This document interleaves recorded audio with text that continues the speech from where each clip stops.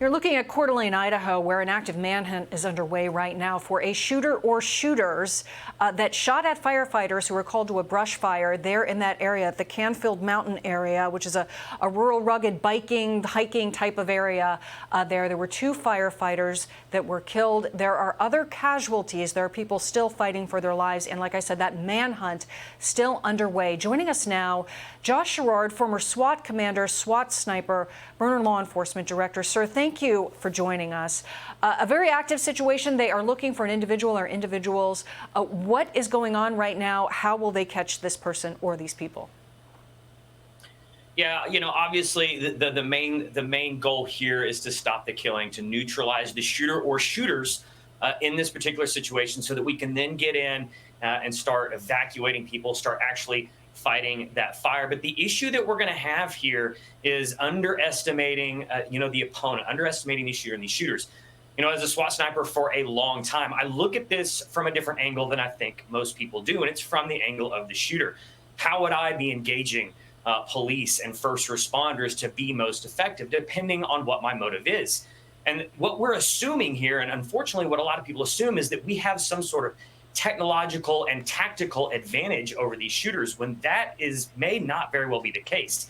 I had the opportunity to shoot with a lot of law enforcement, a lot of military, and a lot of civilians. And unfortunately, here in the U.S., civilians have access to the same, if not better, gear than law enforcement is equipped with, and have generally more time and more opportunities to train. So while we're going into nightfall, people are obviously identifying the use of thermal optics to help identify.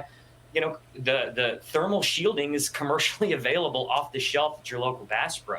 So there are things that law enforcement's really going to have to negotiate, some challenges they're going to have to overcome if they're dealing with a very experienced and a very driven opponent. Yeah, our coverage is going to continue, but I have just one more minute before I hand things off. So if you could just give us a brief thought on this. They said that they believed at this point in time, the sheriff saying that this individual or individuals were showing no sign of wanting to surrender. What does that say? He's in it for the long haul, or they are in it for the long haul. They're there to prove a point. They're there to send a message. What that message is yet to be determined. But they're going to fight this probably to the death and cause as much destruction, mayhem, injury, and death as they can along the way. All right. Thank you, Josh Schirdard. We greatly appreciate your insights. I'm about to hand off coverage, but thank you for your thoughts right now. Once again, we are watching Coeur d'Alene, Idaho, where a manhunt is underway for a person, a shooter, a sniper or snipers in that area as we get closer and closer to nightfall. I'll be handing off our coverage as our continuing coverage goes on throughout the night. Thank you for watching. Hey, Sean Hannity here. Hey, click here to subscribe to Fox News YouTube page and catch our hottest interviews and most compelling analysis. You will not get it anywhere else.